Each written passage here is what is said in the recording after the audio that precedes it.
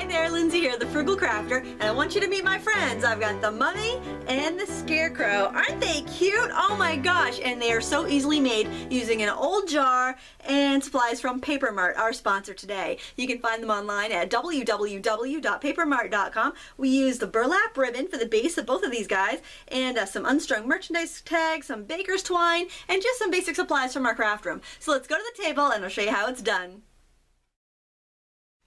Alright, let's start with making the mummy mason jar. First, what I did was I took my burlap ribbon, which comes natural in color, like it comes natural, like kind of like this, actually exactly like that, and I took some white acrylic craft paint and a sponge brush and just brushed some of that on one side and let it dry. Since burlap is absorbent, it's going to take a while to dry, so do this the day before you want to do your project. That way you won't have to wait around or get your fingers all painty if you're impatient. I like to use hot glue for this, but if you're working with children, you'll want to use a just a thick craft glue such as Aleene's Thick and Tacky or Helmar 450. And then you're just simply going to wrap the burlap around the jar with the light side facing out. It gives a really nice tattered appearance. You can overlap more if you want to, but I think it'd be kind of pretty to leave some of the holes showing.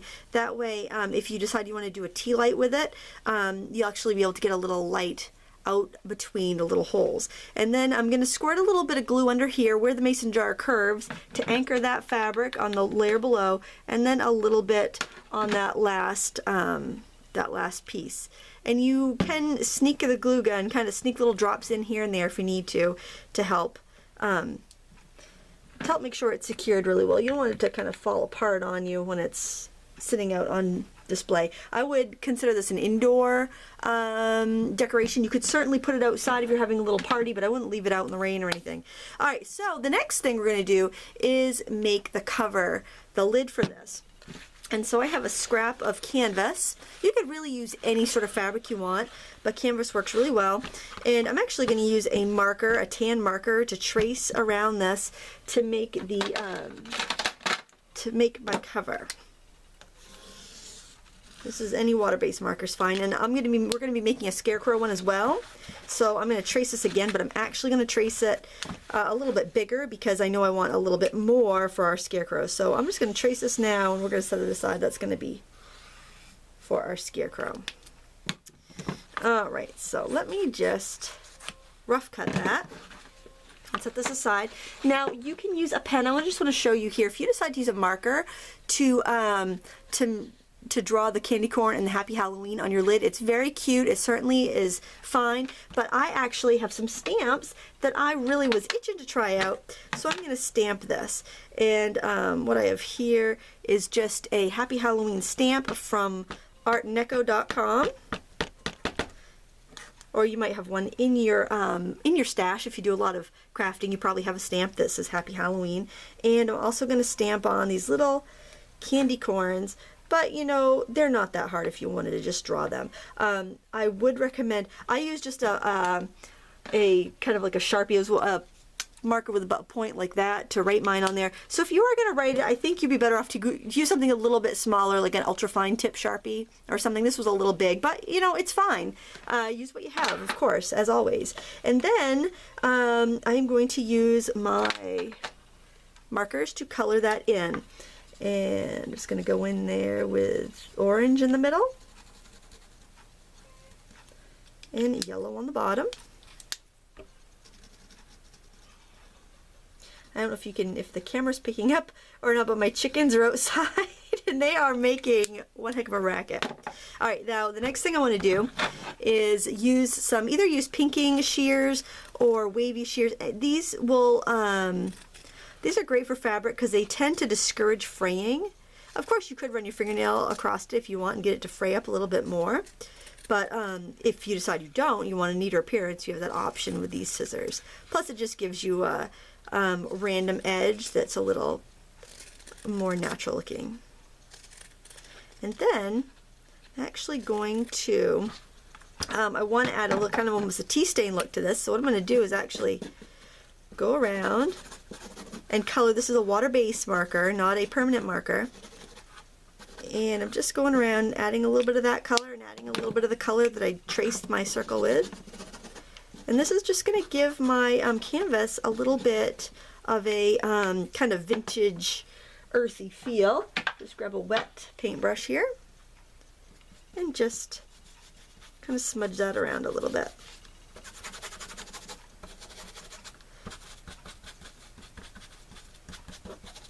Okay, now we're not done with our stamping yet. By the way, if you were using regular glue, you're giving it a nice amount of time to dry there. Let's dab a little in there. All right, so while this is wet, it's actually a little bit easier to get it to mold into the lid shape. So what I'm going to do is just wipe that off a little bit. Grab my lid and band, and this is the same step you're going to use for when you do the scarecrow, except we're just starting with a bigger circle. And you want some cotton batting or a couple of cotton balls. I don't know why my batting is purple. I just bought some and it happened to have different colors in it. Not a big deal, but you could use a couple cotton balls if you don't have any batting.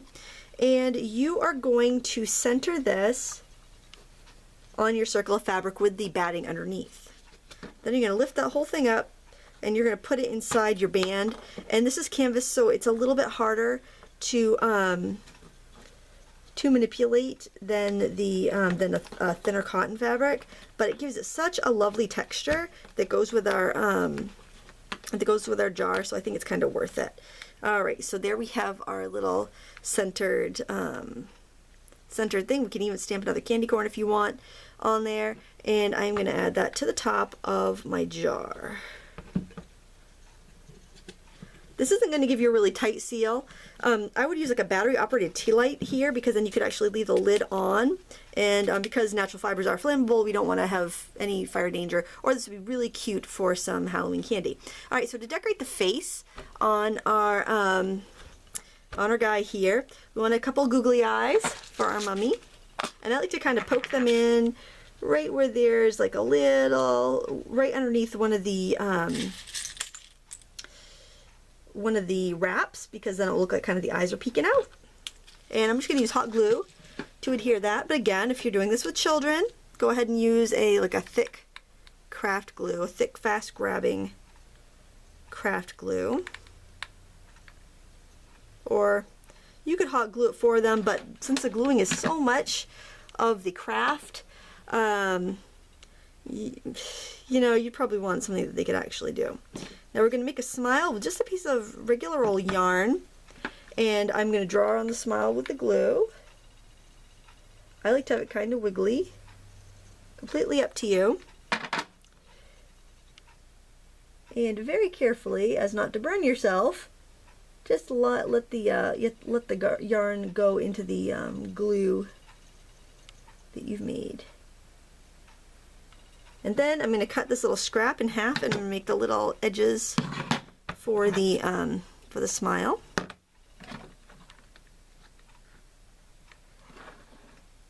You might want to invest in a low temperature or multi-temperature glue gun if you're doing a lot of crafts, because low temperature is fine for holding this stuff, and you'll lessen the chance of getting a major burn. And I think I want to put little eyebrows, so I'm also going to do that with a little bit of yarn. Cut 2 small pieces. Or you could do you could do angry eyebrows, you could do a monobrow, you could do whatever you want, because these are your creations, and you can make them however you like. And they're so fun and so cute. This would make a really nice teacher's gift too, or a bazaar item, like if you want, it's bazaar alright, but if you're doing like a craft fair or a bazaar, it'd be just something very easy that you can make up out of recycled materials. And the last thing we want to add to this is a tag. So to color our tags, you take one of these unstrung merchandise tags. I love these. I get them in a huge box of 1,000 at Papermart for a couple dollars, and they're wonderful for so many projects. And I'm going to use the same water-based markers, and Crayolas are fine. I just happen to have these Pro Marker aqua markers here, and I like to do a few at a time. And then what you're going to do is take your damp paintbrush that you used before and just kind of throw on some of that color. You could do it on both sides. I make sure I have it on the matte side, because that's the side I like to stamp on the most. Just kind of get it in there. It's a little bit easier if you paint it on. and then let it dry. Then if you try to draw it on there and then blend it, it doesn't like to blend as well that way. Let's get some on the edges, really no rhyme or reason, just kind of get some tea staining look to those tags and set those aside to dry. I have one that's already dry here, and we're going to use those same stamps we just used, or freehand write them on, that's fine. But I like to, I think, sometimes, you know, so sometimes projects look really polished, and sometimes they just look really scattered and like they don't really have much of a purpose. Well, I think part of that is because a lot of people will use too many products, and then it looks like it's just all over the place. It's not very well polished. So I'm going to stamp that one candy corn, and I'm going to show you a technique called masking. So I stamped a candy corn on a post-it note on the sticky part. Now I can put that on top of the candy corn I just stamped, and I can stamp it again. And now I've got two little candy corns there that look like one's behind the other. And I'm simply going to use those same markers as before to color them in. These are permanent markers, but you could actually use the water base for this. I'm using the permanent ones because I know the ink pad that I just used won't run if I use permanent markers over it. It's a Memento Rich Cocoa ink, if anybody's curious. All right. Oops, I just colored the wrong end of that. That's all right. I'll color that in there. Just a tag, not a big deal.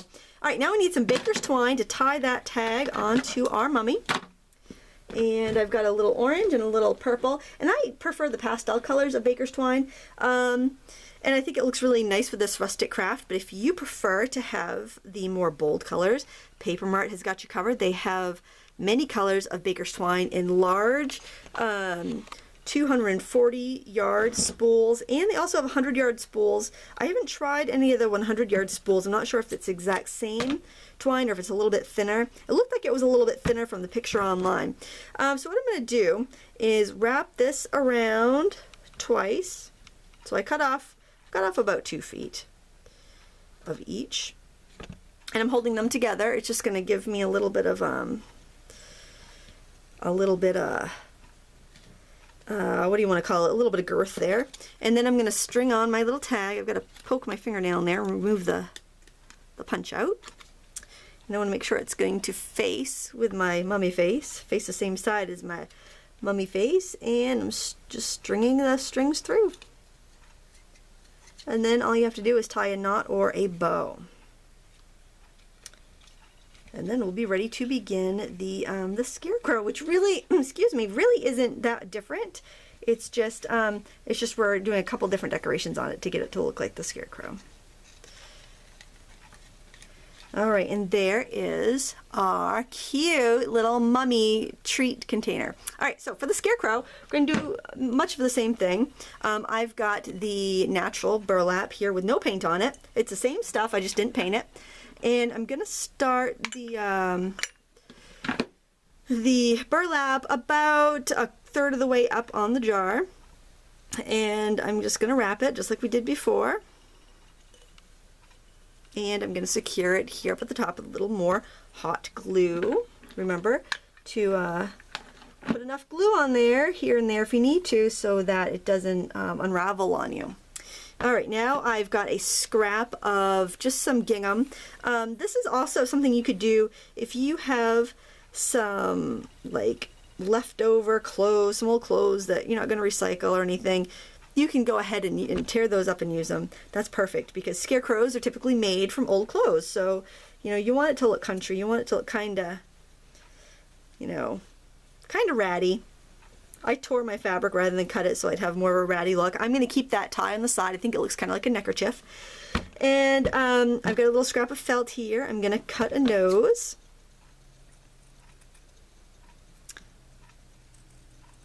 And the nice thing about this burlap is I can actually just kind of stick the stuff on there and figure out where I want it before.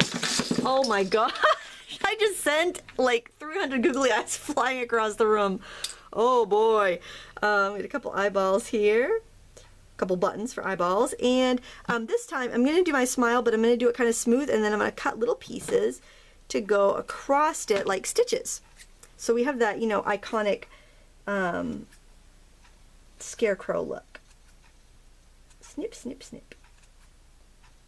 Alright, So I think this is fine in cherry wine. I'm going to glue it down. You could use whatever you have. See, this is perfect because it's a great scrap project. Use up your leftovers for this. This is fun for the kids to do, again, you know, with the tacky glue. And it's just a lot of fun. I think that that anyone would love to receive this full of candy. I think anybody would enjoy making this. You certainly don't have to have a lot of special supplies. I think though, once you start using this burlap ribbon, you're going to want to have a couple spools of it, because I've used it on cards, on scrapbook pages, on home decor, on banners. I've got another tutorial coming up using this stuff. I've used it on hair clips. It adds such a wonderful texture, and it's such a versatile product. So, you know, you might want to stock up on this. I am like, I'll show you what I have left. The spools, of course, from Papermart are huge. This is what I have left because I've used it on so many different things, and it's so fun. All right, so now I'm going to glue my little stitches down. Bloop, bloop. And I'm pretty quick with a glue gun, so I can go ahead and put all these on at once. If you're using wet glue, you can put those all on at once. If you're a little slower, you might want to do a couple at a time. I'm a glue gun expert. Well, I don't know about that, but I'm pretty good with the glue gun. I'm all right. Put on our little stitches here, and I think the stitches really make it look like a scarecrow. Now I have a tip for you. If you're using your hot glue gun, you get all these little glue strings. Don't worry, it's very easy to get rid of them. All you have to do is use a heat gun, if you have like a stamping embossing gun, and you just heat it up afterwards and they disappear. So to save time on the video, I'm actually going to use the little lid that I made the last time, the one that I drew on by hand, and I'm going to put that in somewhere buried under this mountain of googly eyes. I have another lid and band here, and a little bit of fluff. Again, use cotton balls if you don't have quilter's batting. It's not a big deal. And I did use my fingernail to kind of fray that up a little bit. And I actually kind of like this handwritten too, because it just looks a lot more country to me. And I mean, the one I just had sketched out, I made it bigger so it'd be kind of like a hat. But you know, I think that's cute too. You want to make the tag the exact same way, and you'll have two very adorable treat holders to give away this Halloween. Be sure to check out our sponsor, Papermart. You can find them online at www.papermart.com, where we make you look even better. Thanks so much for watching. Until next time, happy crafting.